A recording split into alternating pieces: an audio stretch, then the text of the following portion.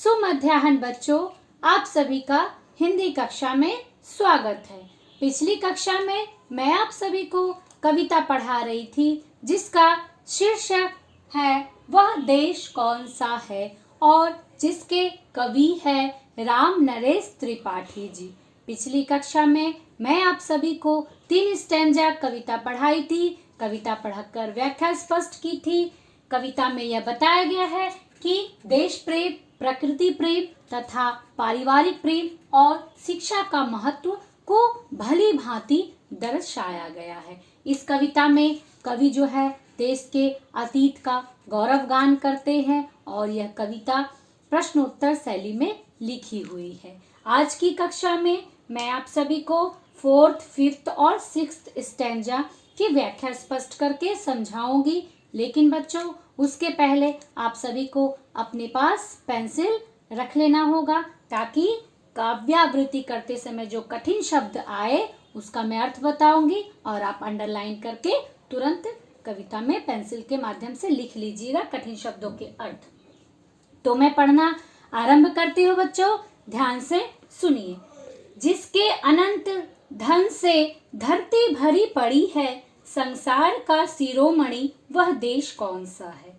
पृथ्वी निवासियों को जिसने प्रथम जगाया, शिक्षित किया सुधारा, वह देश कौन सा है। अर्थात पहले ही मैं बताई हूँ कि यह कविता प्रश्नोत्तर शैली में लिखी हुई है।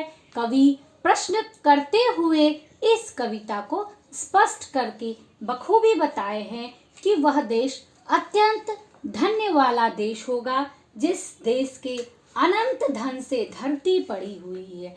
यह धरती प्रकृति के गोद में बसी हुई है और वह संसार का शिरोमणि है। वह अमृतमय जीवन है जिसके अनंत का अर्थ होता है कभी न अंत होने वाला। धन से धरती पड़ी हुई, चारों ओर धरती जो है धन से, अर्थात यह धरती क्या उगलती है, सोना धरती में पैदावार होते हैं ना, उसी को कहा गया सोना। जिसके अनंत धन से धरती भरी पड़ी है, संसार का शिरोमणि वह देश कौन सा है। संसार का शिरोमणि, पूरा संसार जो है अपने सिर पर मणि धारण किए हुए है। शिरोमणि का अर्थ होता है सिर पर धारण करने वाला मणि। वह मणि अर्थात धरती जो है रत्न प्रश्विनी है।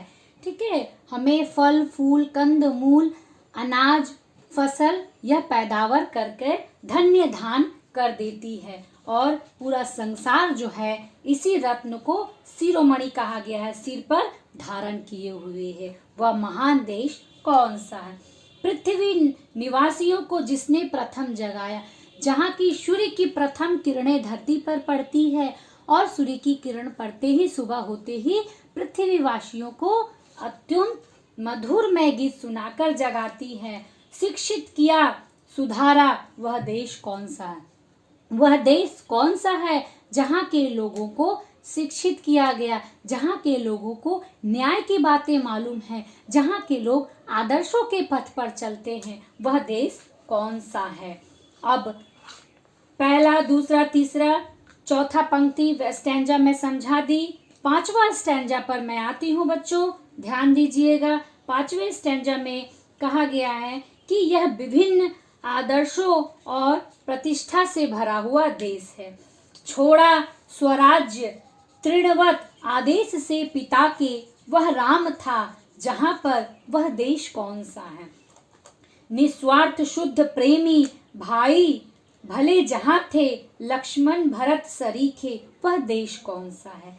प्रस्तुत पंक्ति के माध्यम से कवि राम नरेश त्रिपाठी जी जो है विभिन्न आदर्शों और प्रतिष्ठा से भरे देश के गौरव का गुणगान करते हुए कहते हैं कि जिसका राज्य छोड़ चुका, छोड़ा स्वराज्य अर्थात राज्य छोड़ दिया, तृणवत का अर्थ होता है तिनके के समान तुच्छ, तिनके के समान तुच्छ संसार को, राजगद्दी को अब एक पिता के आदेश से जो है राम जो है छोड़ दिया।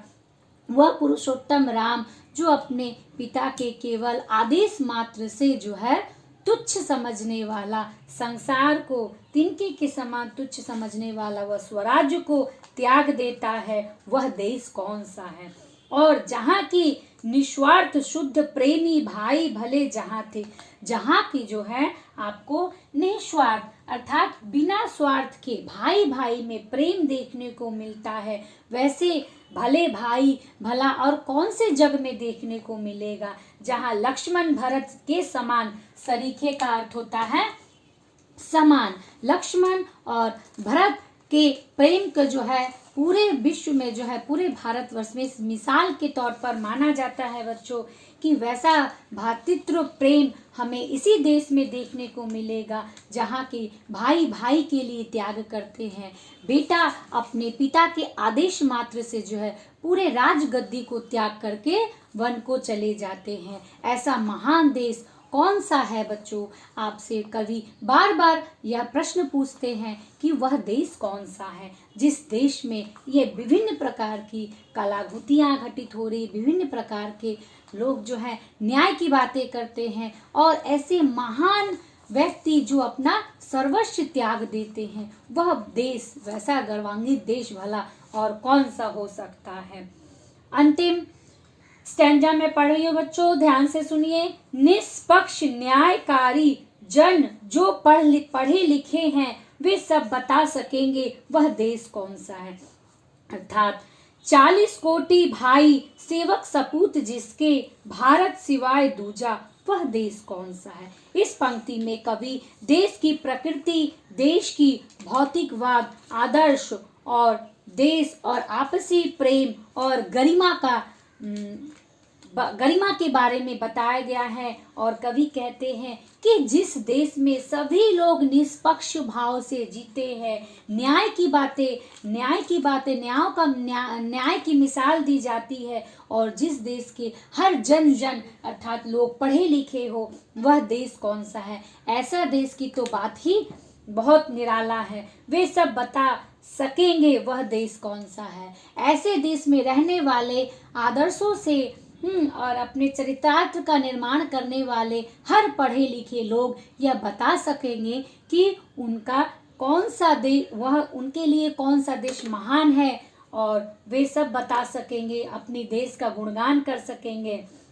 40 कोटि भाई सेवक सपूत जिसके, कोटि शब्द का अर्थ होता है करोड़ों। जिस देश की करोड़ों जनसंख्या, करोड़ों आबादी है, भाई है, सेवक है, बच्चे है, सपूत है, जिसके भारत सिवाय दूजा, ऐसा भारत देश के सिवाय दूसरा वह देश कौन सा है। भारत के सिवा वह ऐसा देश कौन सा हो सकता है जहाँ के लोग जो है आदर्श की पथों पर चलते हैं, आदर्श की बातों को करते हैं, जहाँ जिस देश में जो है राजगद्दी को त्याग दिया जाता है, जिस देश के लिए भाई भाई के प्रेम को जो है मिसाल दी जाती है, वह देश कौन सा है। तो बच्चों बताओ कि वह देश कौन सा है। मुझे उम्मीद है कि पूरी कविता को पढ़ करके आपको समझ में आ गया होगा कि यहाँ किस देश के विषय में बताया गया।